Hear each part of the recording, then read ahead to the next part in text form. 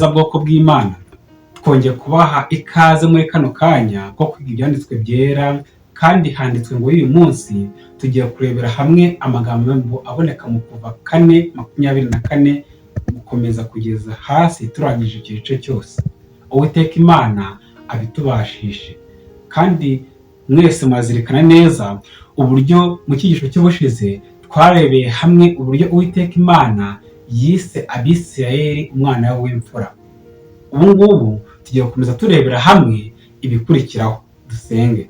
Data twese uri mu ijuru, tugushimiye cyane uyu mwanya mwiza duhaye kwiga ijambo ryawe, tukwaretse ngo uzubane natwe, kandi amagambo tugiye kurebera hamwe mu gice cya kane cyo mu Kuva guhera ku murongo 24 turakwinginze ngo abe ari uko yadusobanurira kandi yatwigishe ude kuyumva nk'uko bikwiriye mu izina rya Yesu, amen. Kuva 4:24 dusoma amagambo agira ati: bukeye ari mu rugendo, Uwiteka amusanga mu ndaro yarayemo ashaka kumwica, maze Zipora yenda isarabwayi akiba umunwa w'icyo umwana we yambariye, awujugunya imbere ya Mose, aramubwira ati: ni ukuri umbereye umukwe uvusha amaraso. Uwiteka aramureka, maze Zipora aramubwira ati: uri umukwe uvusha amaraso, gukiba abana niko nkwitiye ntyo. Biboneka mu Kuva 4:24 kugeza 26. Avuye i Midiyani, Mose yahawe umuburo uteye ubwoba werekana ko Uwiteka atishimye. Marayika yamubonekeye mu buryo buteye ubwoba, asa nkaho ashaka kumurimbura ako kanya. Nta busobanuro bwatanzwe, ariko Mose yibuka ko hari ikintu kimwe yari yirengagije gukora mu by'Imana yamusabaga. Abitewe no gushaka kunezeza umugore we, yasuzuguye umuhango wo gukeba umwana wabo muto w'umuhungu. Ntiyari yagendeye ku mategeko yajyaga gutuma umwana we abona imigisha ituruka ku isezerano Imana yagiriye Abisirayeli, kandi kwirengagiza nk'uko k'umuyobozi w'Abisirayeli watoranyijwe kwajyaga gutuma mu bwoko bw'Imana buha agaciro gake amabwiriza yayo. Mose yirengagije inshingano ikomeye cyane Uwiteka Imana yari yarahaye Abisirayeli yo gukeba umwana w'umuhungu wese ugejeje ku minsi 8 avutse. Mose ibyanditswe byera bivuga neza yuko yabikoze yirengagije inshingano agendereye kunezeza umugore we, ariko iyo ibyo ngibyo byirengagizwa Imana ntigire kibikoraho, byari guha urwaho Abisirayeli bose bakajya birengagiza gusohoza inshingano zikwiriye. Ibyo bituma Uwiteka Imana ashaka kubimuhanira. Nyamara umugore we Zipora agize ubwoba ko umugabo we yakwicwa, uwo muhango aba ari ubwe ukora, maze Marayika areka Mose akomeza urugendo rwe.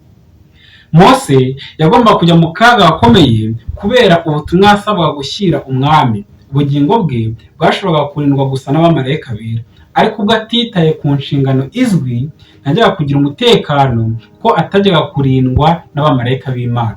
Maneka mu gitabo cyitwa Kwambere n'Abahanuzi paje ya 255 ndetse na 256. Angaha herekana neza akaga n'ingorane byo kwirengagiza inshingano. Ibyo rwose ntabwo Imana ibishyigikira.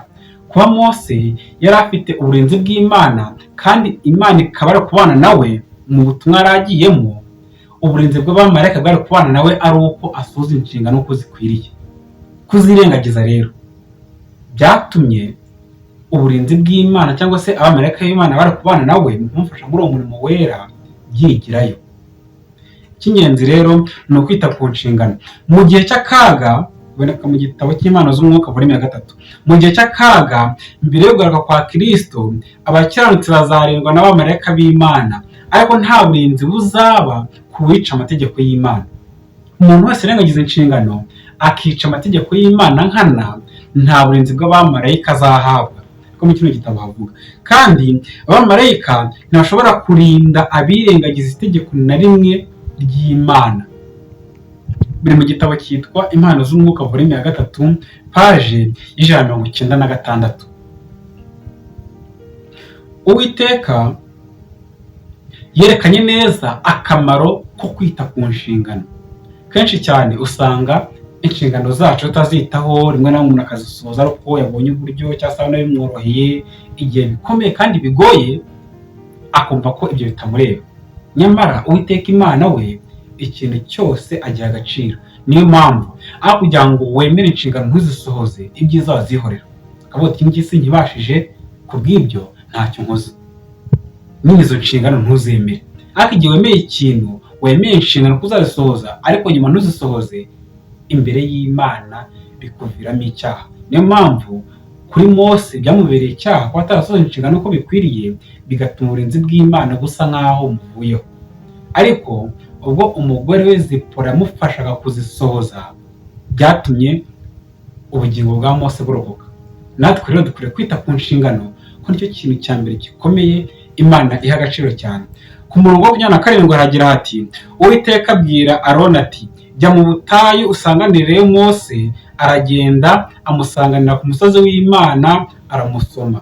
Mose abwira Aroni amagambo Uwiteka amutumye yose n'inyito byose amutegetse gukora. Mose na Aroni baragenda bateranya abakuru bose mu Bisirayeli.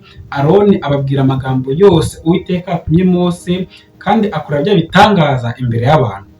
Abantu baremera, bumvise yuko Uwiteka agenderera Abisirayeli akabona umubabaro wabo, barunama bikubita hasi. Uko kunama kwikubita hasi ni umuco w'Abisirayeli w'uko bari bubashye, ni ukuvuga bishimiye cyane ugucungurwa kwabo. Mose arababwiye, ababwira amagambo Uwiteka Imana amubwiye yose, bya bimenyetso Imana yamuhaye gukora. Mbere yuko abikorera imbere ya Farawo, arabanza abikorera kuri bene wabo, kugira ngo banzamwizere, bumve ko ari Imana nyine imutumye. Ibyo byose byatumye Abisirayeli banezeza cyane, bumva neza yuko gutaka kwabo kwageze ku Mana.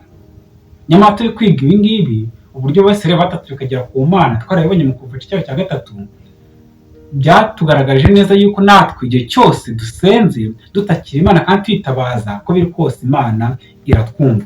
Hano amagambo aboneka mu Bakurambere n'Abahanuzi, paje ya 257, aragira ati, Aroni abwirijwe n'Abamarayika ajya gusanganira mwene se, bari bamaze igihe kirekire batandukanyijwe, maze bahurira mu butayu hafi y'i Horebu. Aho niho bagiraniye urugwiro, maze Mose abwira Aroni amagambo Uwiteka amutumye yose n'ibimenyetso byose amutegetse gukora. Mose na Aroni bafatanya urugendo berekeza muri Egiputa, maze bageze i Gosheni batangira kwegeranya abakuru b'Abisirayeli. Aroni abasubiramo iby'Imana yarabwiye Mose byose, maze Mose nawe abereka ibimenyetso Uwiteka yabahaye. Abisirayeli baremera, bumvise yuko Uwiteka agenderera Abisirayeli akabona umubabaro wabo, barunama bikubita hasi. Mose kandi yarahawe ubutumwa agomba kubwira umwami. Abo bavandimwe binjiye mu ngoro y'umwami nk'abajyanye ubutumwa bw'Uwiteka, ubutumwa bw'umwami w'abami, maze aravuga mu izina ry'uwabatumye muri aya magambo. Uwiteka Imana y'Abisirayeli aravuze ngo, reka ubwoko bwe bugende bumuzerereze umunsi mukuru mu butayu. Iboneka mu Bakurambere n'Abahanuzi, paje ya 257. Tubonye neza uburyo Mose na Aroni basohoje umurimo w'Imana bajyanye ubutumwa muri Egiputa. Ariko mbere yuko bijyana ibwami, barabanza kugeza kuri bene wabo Abisirayeli bari batuye mu ntara ya Gosheni. Igihe bakomezaga bajyanye ubutumwa muri Egiputa, Farawo we yakomeje kwinangira umutima. Farawo we yakomeje kwinangira umutima bwo Mose na Aroni bari bajyanye ubutumwa bw'Uwiteka Imana muri Egiputa. Turabisoma mu gitabo cyitwa Urwibutso n'Integuza, ikinyamakuru, kwa 27 Nyakanga mu cya 897, hagira hati, buri gihamya cyose cy'imbaraga y'Imana umwami wa Egiputa yarwanyije cyamwongereraga imbaraga zo kurushaho kurwanya Imana ubutadohoka. Kuva ubwo umurimo warakomeje, umuntu upfa arwanya ubushake bw'Imana ihoraho. Ibi bigaragaza neza icyaha cyo gutuka umwuka wera. Ibyo umuntu abiva nibyo azasarura. Uwiteka ari gukura mwuka we ku isi buhoro buhoro. Mu kumukuraho ububasha bwayo bukumira ibibi, Imana yashyize umwami mu biganza bya kamere ikibi cyane cy'abicanyi bose. Biboneka mu Rwibutso n'Integuza kwa 27 Nyakanga mu cya 897. Ibyo umuntu abiba nibyo azasarura. Farawo yabibye ukwinangira, asarura ukwinangira. Niwe ubwe wabibye iyi mbuto mu butaka. Ntibyari bikiri ngombwa gukenera Imana kubw'imbaraga nshya runaka kugira ngo dukome mu nkokora gukura kwayo, kuruta gukoma mu nkokora ugukura kw'imbuto z'ibinyampeke. Muri byose igikenewe ni imbuto izabibwa maze ikamera, noneho ikera izindi mbuto nk'uko ubwoko bwayo buri. Umusaruro uhishura ubwoko bw'imbuto yabibwe. Biboneka mu gitabo cyitwa ubusobanuro bwa Bibiliya volume ya mbere paje 1100.